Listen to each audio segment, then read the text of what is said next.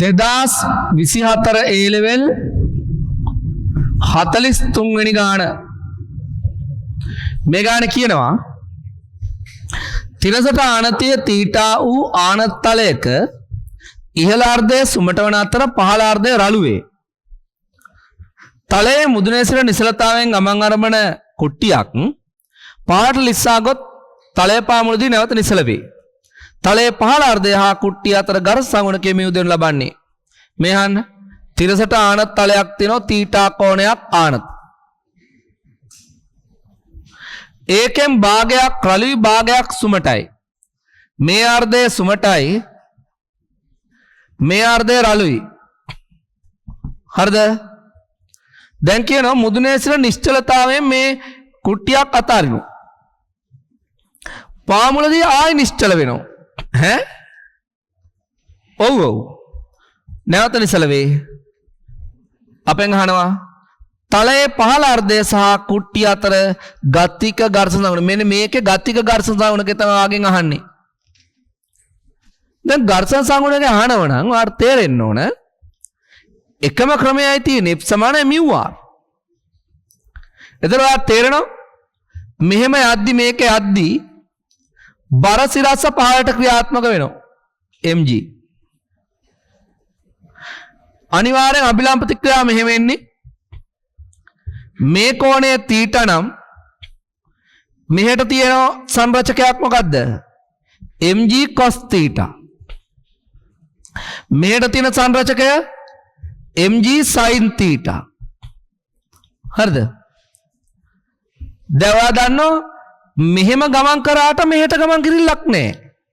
ඒ නිසා r සමානයි mg cos theta. පළවෙනි කතාව. r සමානයි mg cos theta. හරිද? දැන් අපිට ඕන කරන්නේ ඝර්ෂණ බලය හොයාගන්න.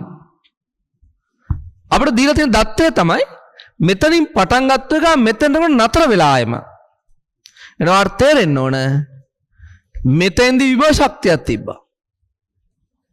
මෙතෙන්ටනකොට විභව ශක්තිය බිඳුව වෙලා. ඒ කියන්නේ විභව ශක්තිය සම්පූර්ණයෙන් හානි වෙලා තියෙනවා.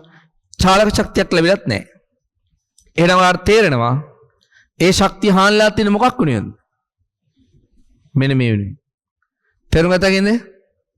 එහෙනම් ඔයා තේරුම් ගන්න මේ කොටසේ දිග L නම් මේ කොටසේ දිග L නම් මෙන්න මේ උස කොච්චරද? මේ දිග 2L මේක 2L sin theta. පැහැදිලිද? දෙක තේරෙනවද ඒක? 2L sin theta. එහෙනම් ඔයාලට තේරෙන්න ඕන මේ මෙතන තියෙන විභව ශක්තිය මෙහෙම ගමු අපි. අයාශ සමානයි ආයාශ ඍණ W. මතකයිනේ මේක? අවසාන යාන්ත්‍රික ශක්තිය සමානයි ආරම්භක යාන්ත්‍රික ශක්තිය ඍණ බාහිර බලයට රුද්ධ කරපු කාර්යය. මේක විභව ශක්තිය බිඳුව මට්ටම. මේ විභව ශක්තිය බිඳුව මට්ටම. අවසාන යාන්ත්‍රික ශක්තිය මෙතෙන්ට આવහම බිඳුවයි. තේරෙයි?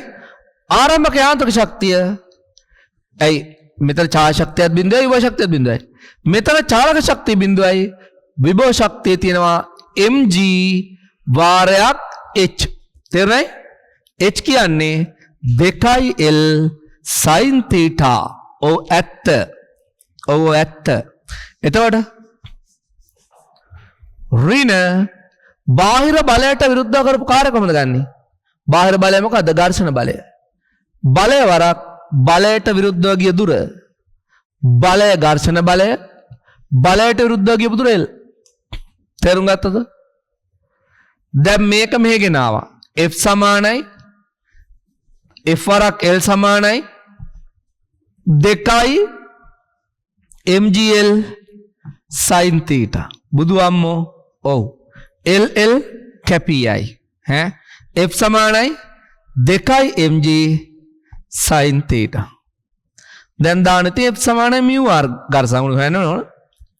F ගතික සමානයි μ kr 2 mg sin theta